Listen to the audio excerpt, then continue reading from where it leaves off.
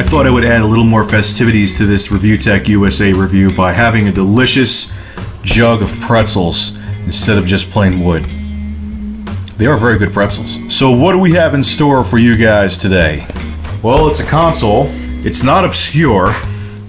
And you could get it for probably, if you walk up and down a major highway and pick up pennies the whole day, you could probably pick up one in very good condition because no one wants them anymore, which is kind of a shame because it's really not a bad console. The GameCube.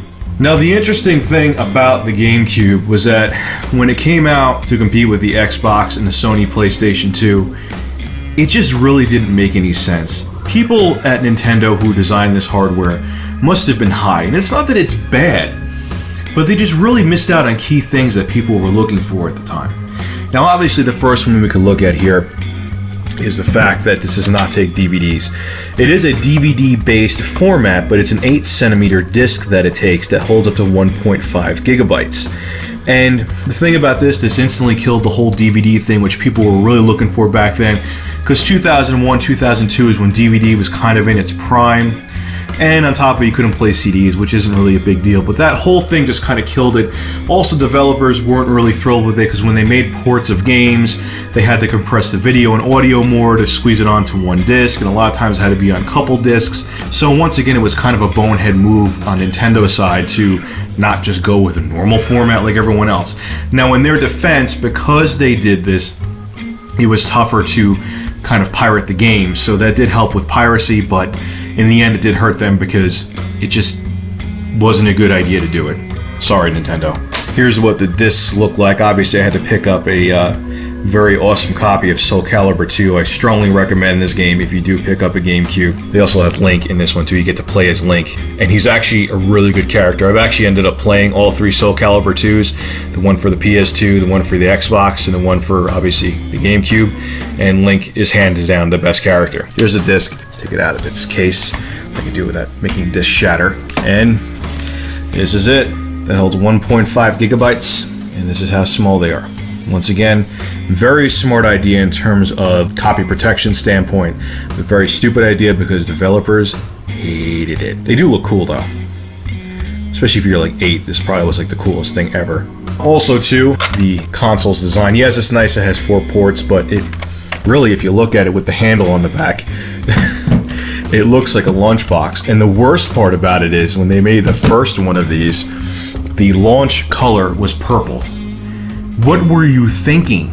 With all these things going against it, it really ended up becoming a kid's console. And children, nowadays, it kind of flipped. Back in the day, kids were the big consumer market for games. Ever since the original PlayStation, adults have become the bigger market for games. So they really kind of hurt themselves before they even came out with the console.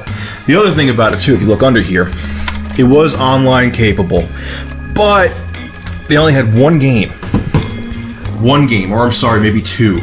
The only one I know off the top of my head was Phantasy Star Online. That was online capable, and that was really it. And especially with the previous generation, with the Xbox, the PS2, online gaming became a big thing, especially with like Madden football and all the first-person shooters. You know, it was when it was really starting to become a force, and Nintendo really didn't even look into it that much. They really put themselves in a corner to just have a kid's console, but that doesn't mean there was bad games for it. A lot of huge, obviously all of the Nintendo exclusives, the Mario titles, Mario Sunshine, Legend of Zelda, The Wind Waker, Legend of Zelda, The Twilight Princess was actually supposed to be for this console, and Nintendo was like, look, the GameCube's a dead issue.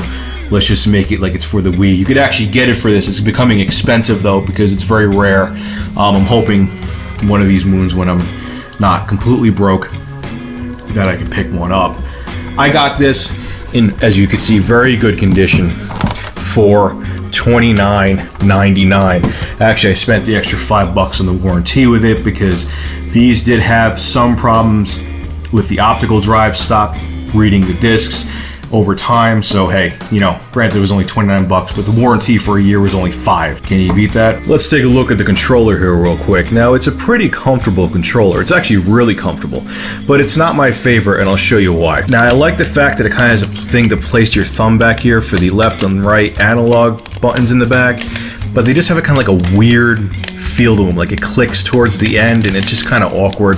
Then they have the other button here, which usually would be in the, that was kind of like what the Z button was, and then it actually is the Z button, is what the Z button was in Nintendo 64, and they put it up here instead. Kind of a smart idea. You know, it kind of does what the PlayStation 2 did, where it has these 2 triggers on top on both sides. The one thing I hate about this controller, I actually really like everything about it except for this. Now, it's funny, if you look at the Xbox 360, it's kind of like the rough draft for it. You can obviously tell that Microsoft got some influence from the GameCube controller, because this is the other analog stick, and this is the left analog stick. The only thing I don't like about this is because they should have just obviously made 2 of these. This is actually really comfortable. This one, you know, if you're playing a first-person shooter, your finger kind of slips off of it, and it sucks. It was a really stupid idea. Why make this an analog camera button? Just make it another analog stick. But of course, at Nintendo, they have to be different than everybody else. D-pad, nothing special. Start, pause button. Got rid of the select button on this one. Actually, I got rid of on the 64 too, now I think of it. And that's really it. On the front, have 2 places to put memory cards.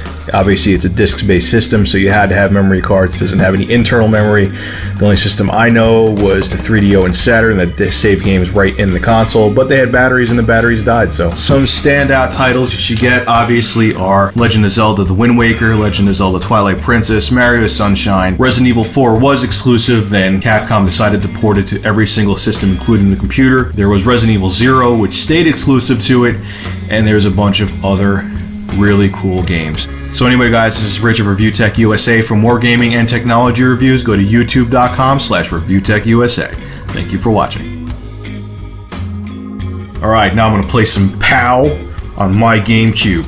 Let's see where this thing goes. No, it doesn't go in there. The hell is the Nintendo slot?